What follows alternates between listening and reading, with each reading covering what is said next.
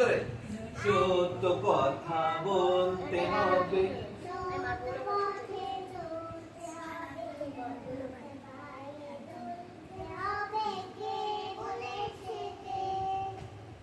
আল্লাহ রাসূলে